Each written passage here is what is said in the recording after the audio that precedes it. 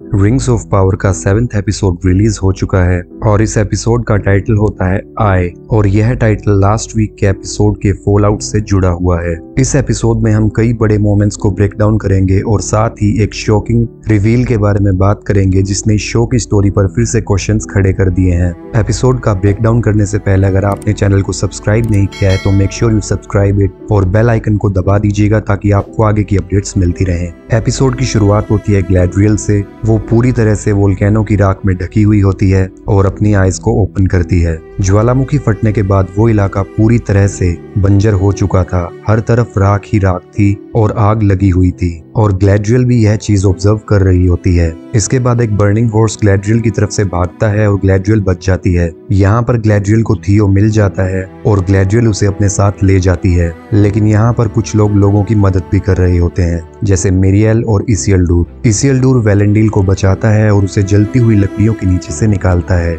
लेकिन जैसा कि मैंने 3rd एपिसोड में प्रेडिक्ट किया था ऑन्टिमो यहाँ पर मारा जाता है। इसके बाद इसियल्डूर एक जलते हुए घर में जाता है जहाँ कुछ लोग फंसे हुए थे। वो उनको निकाल देता है वहां से, लेकिन तभी वो बिल्डिंग गिर जाती है और इसियल्डूर वहीं पर फंस जाता है। यहाँ पर मिरियल और वेलेंडिल को लगता है कि इसियल्डूर मर चुका है क्योंकि वो पूरी जलती हुई बिल्डिंग उस पर गिर गई थी। इसी जलती हुई बिल्डिंग के अंगारे मिरियल के फेस की तरफ भी गिर जाते हैं। इसके अगले सीन में हमें हाफुर्स को दिखाया जाता है। वो जिस इलाके में रुके थे वहां पर भी माउंट डूम के इफेक्ट्स देखने को मिलते हैं।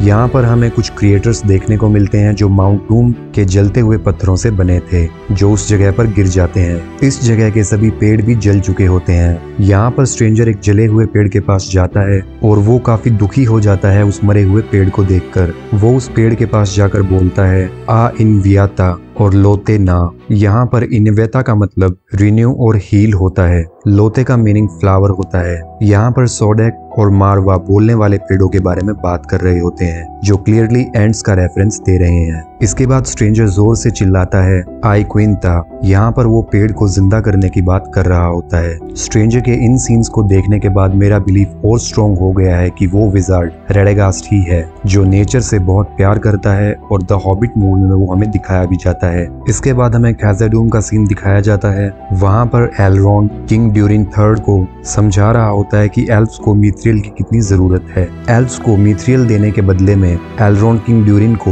एल्विश अनाज और एल्विश लकड़ियां देने का वादा करता है, वो भी आने वाले पूरे 500 साल के लिए। इसके बाद ड्यूरिन III एलरोंड को कहता है कि वह उस पर कैसे भरोसा कर सकता है। इस पर एलरोंड उसे जवाब देता है कि वह उस पर भरोसा कर सकता है क्योंकि वह एक आम एल्फ नहीं है बल्कि एक हाफ एल्फ है, इसीलिए वो ऐसी चीजें देख सकता है जो बाकी एल्फ्स नहीं देख पाते। यहाँ पर हमें एलरोंड को एक वाइज और एक नोबल एल्फ की तरह दिखाया गया है जो किंग ड्यूरिन को समझा रहा होता है। यहाँ पर ड्यूरिन III और उसके बेटे ड्यूरिन IV में एक कन्वर्सेशन होती है और इस सीन में ड्यूरिन IV के पीछे हमें एक एक्स देखने को मिलती है और यह हथियार ग्रेट ड्यूरिन I का होता है जो खैज़र-डूम में रखा हुआ है। इसी कन्वर्सेशन में हमें ओले का भी रेफरेंस मिलता है। ओले वही वेलार होता है जिसने बोनो को बनाया था और उन्हें लाइफ दी थी। इस कन्वर्सेशन में ड्यूरिन IV एल्फ्स को मिथ्रियल देने से मना कर देता है। इसके बाद ड्यूरिन IV अपनी वाइफ डीसा के पास जाता है। डीसा भी मिथ्रियल ना देने के फैसले से काफी नाखुश होती है। यह बात एलरोंड को पता लग जाती है और वो वहां से जाने लगता है। यहाँ पर ड्यूरिन कुछ इमोशनल हो जाता है क्योंकि वह अपने दोस्त की मदद नहीं कर पाया और ड्यूरिन को यह भी लग जाता है कि अगर एल्फ्स को मिथ्रियल नहीं मिला तो एलरोंड और बाकी के एल्फ्स मिडल अर्थ को छोड़कर वेलिनोर चले जाएंगे। सो मोस्ट प्रोबेबली ये उसकी एलरोंड के साथ लास्ट मीटिंग है और यहाँ पे ये प्रूफ होता है कि जो एलरोंड और ड्यूरिन की दोस्ती है वो इस शो में अभी तक सबसे बेस्ट है। इन सभी एपिसोड्स में एलरोंड और ड्यूरिन IV को काफी अच्छे से एक्सप्रेस किया है। यहाँ पर एलरोंड ड्यूरिन को मिथ्रियल का टुकड़ा वापस दे देता है और ड्यूरिन उसे टेबल पर फेंक देता है जहाँ पर एल्फ ट्री का पत्ता पड़ा हुआ था। जैसे ही मिथ्रियल उस पत्ते के पास पहुँचता है वो पत्ता हील होने लगता है और ड्यूरिन यह देख लेता है। यहाँ पर वो एलरोंड को वापस बुला लेता है और यहाँ पर यह भी कंफर्म हो चुका है कि मिथ्रियल सच में एल्फ्स को हील कर रहा है। इसके बाद हमें तबाह हुआ साउथलैंड दिखाया जाता है जिसमें ग्लैड्रियल और थियो एक जगह पर छिपे हुए होते हैं। यहाँ पर कुछ ऑक्स होते हैं। थियो उन पर हमला करना चाहता है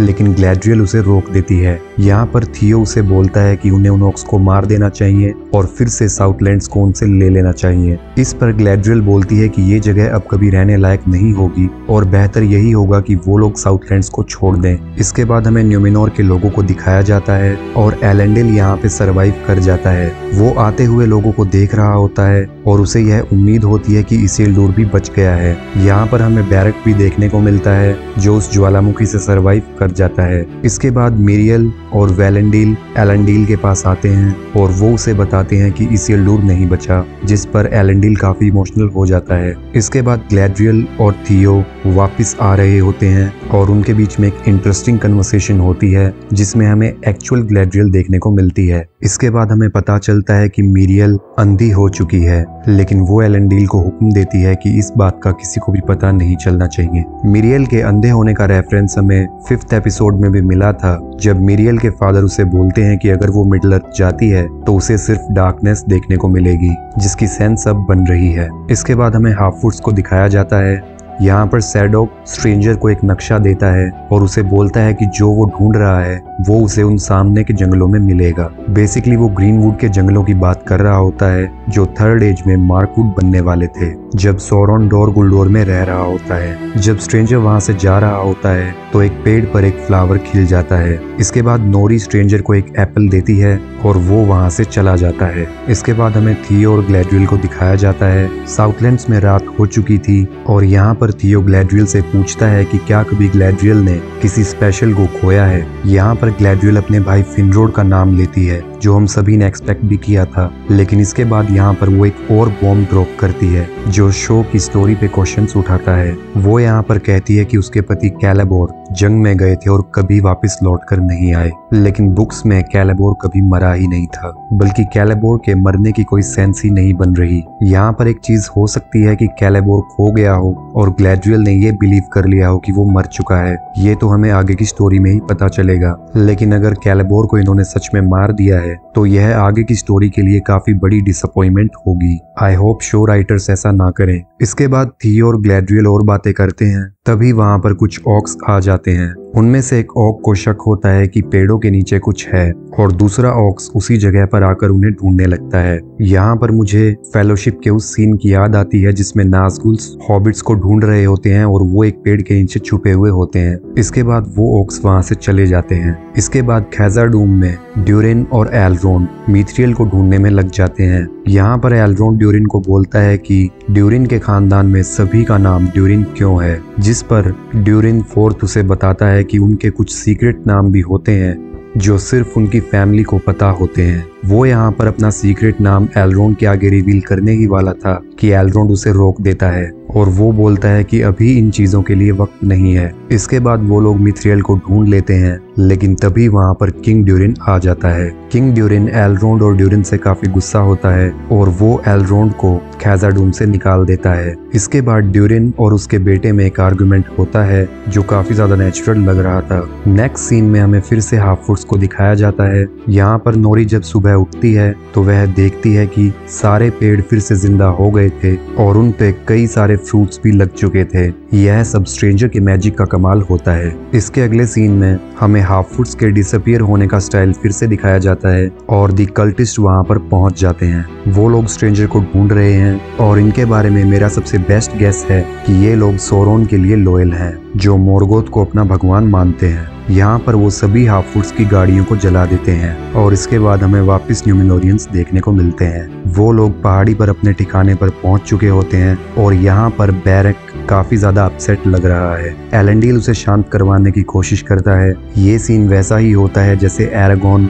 2 टावर्स में ब्रैगो घोड़े को शांत करवा रहा था, लेकिन बैरक शांत नहीं होता है, जिसके बाद एलेंडिल उसे फ्री कर देता है और बैरक सीधा साउथलैंड्स की तरफ भाग जाता है इसिल्डुर को ढूंढने के लिए। इसके बाद एलेंडिल खुद को कोसता है कि उसे कभी भी ग्लैड्रियल को अपने शिप पर नहीं लेके आना चाहिए था। इस पूरी तबाही का कारण ग्लैड्रियल ही है। यहाँ पर ये काफी ज्यादा सरप्राइजिंग होता है क्योंकि मुझे खुद ये लग रहा था कि एलेंडिल फेथफुल कैंप में है और वो ग्लैड्रियल पर भरोसा करता है, लेकिन यहाँ उसका अपोजिट हो रहा था। इसके बाद थियो और ग्लैड्रियल भी उस कैंप में पहुंच जाते हैं और यहाँ पे हमें दूसरी बार देखने को मिलता है कि ब्रोनविन फिर से बच जाती है। ये काफ़ी स्ट्रेंज है क्योंकि मुझे लगता है कि अगर इन्होंने तीसरी बार ऐसा किया तो वो सच में मर जाएगी। इसके बाद थियो एरोंडीर को देखता है और वो उसे हक कर लेता है। यहाँ पर थियो और एरोंडीर के जो रिलेशनशिप होते हैं वो काफ़ी ज़्यादा स्ट्रॉन्ग हो चुके हैं। इसके बाद ग्लैडरियल मिरियल से मिलती है। एलेंडिल यहाँ पर मिरियल को सजेस्ट करता है कि उन्हें साउथलैंड को छोड़कर वापस नूमेनोर की तरफ सेल करना चाहिए, लेकिन मिरियल यहाँ पर कसम खाती है कि वो ग्लैडरियल का साथ देगी और नूमेनोर की सेना फिर से जंग के लिए वापस आएगी। इस पर एलेंडिल मुड़ जाता है और वो इसिल्डुर को याद करके रोने लगता है। इसके बाद हमें हाफवुड्स को दिखाया जाता है। यहाँ पर नोरी डिसाइड करती है कि वो स्ट्रेंजर की मदद करने के लिए ग्रीनवुड के जंगलों में जाएगी। जैसे सैम फ्रोडो का साथ देता है वैसे ही पोपी भी नोरी का साथ देने वाली थी और वह भी उसके साथ चलने के लिए तैयार हो जाती है। इसके बाद नोरी के माता पिता भी उनके साथ चलने के लिए तैयार हो जाते हैं और एंड में सुडोक भी उनके साथ चलने का फैसला करता है। इसके बाद न्यूमिनोरियंस भी साउथ की तरफ सेल कर जाते हैं और जो साउथलैंड के लोग होते हैं वो न्यूमिनोर की कॉलोनी पेलारगियर में जाने का फैसला करते हैं। थर्ड एज के दौरान पेलारगियर एक बहुत इंपॉर्टेंट पोर्ट होने वाला था जो कि गोंडोर में होता है।